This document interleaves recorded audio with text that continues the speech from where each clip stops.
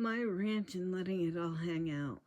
Well, I'm about sick of seeing Gypsy Rose all over the place. I never wanted to see her get out of jail, and I think she deserved way more than she got. And why I say that is because I'm the mother of an autistic child, or should I say an autistic adult, who's 26.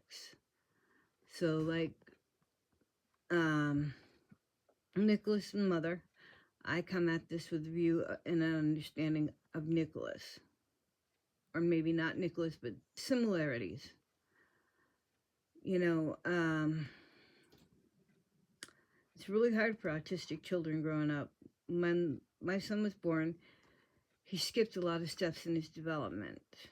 You know, he would do some things, but then he wouldn't stand when he should, or he wouldn't speak when he should. Speech was really big. He had a lot of trouble with his speech and learning to talk, but he could read.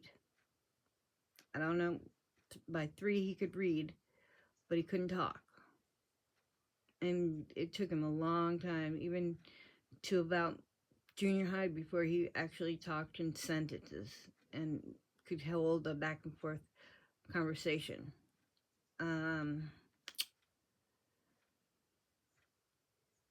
He was very susceptible. He still is very susceptible to the people around him, you know.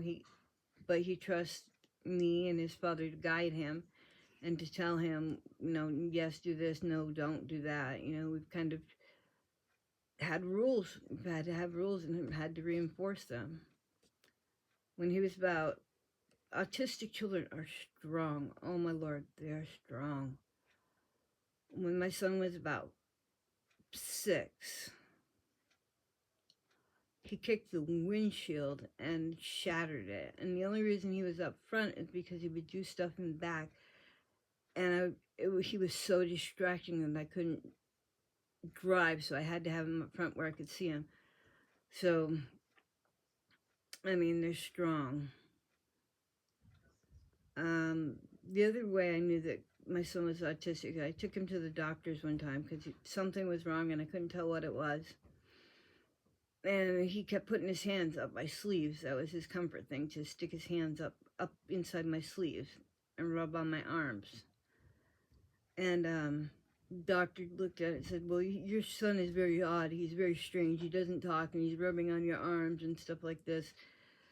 You know, and they found out he had a dental cavity and we had to have him put out to have his tooth out. But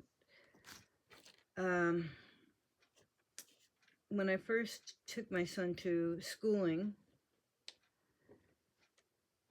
I took him to preschool and they said, well, we don't know what we'll do. We don't know what we're going to do with him, but we'll take him. And that pissed me off so bad that I went on a search. And that quest led me to Missouri, and it led me to New Mexico. I moved to New Mexico with my son and had to live there for over a year to become a resident so that my son could be seen by the University of New Mexico to get a diagnosis of autism. And even with that diagnosis, getting adequate schooling was hard. So they suggested we move to Arizona, and we were there, but then my family's on the East Coast, so we had to move closer to home. And that was the first year of schooling. That was really bad. We had fights and stuff like that. It was not good. So we moved closer to home.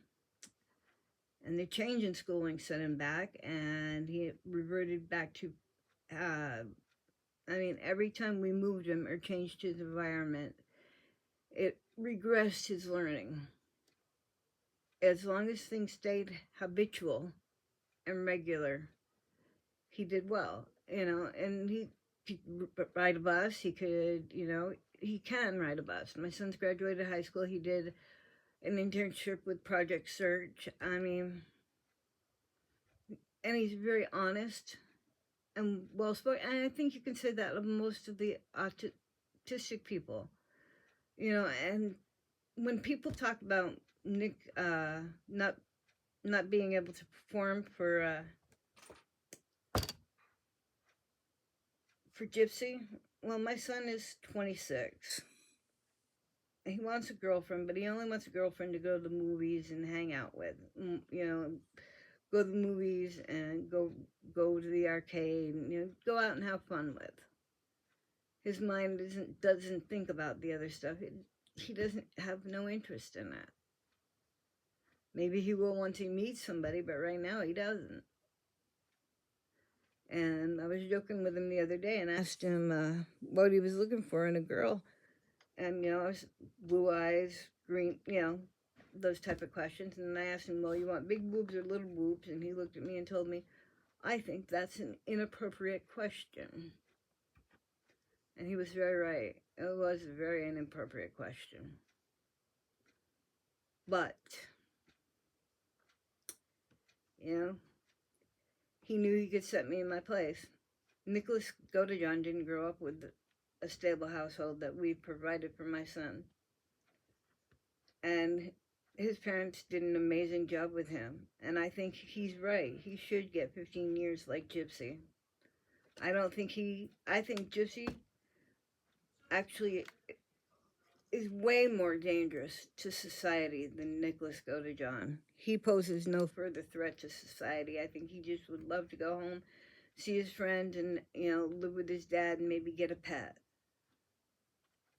Gypsy, she's just playing games with everybody, and sooner or later, something's gonna happen, and it ain't gonna be good. I'm sorry for rambling, but somebody has to stick up for NICHOLAS and say something for his mother. I mean, God bless NICHOLAS's parents, because it takes a lot to raise an autistic child, especially when you're trying to teach them. God bless them.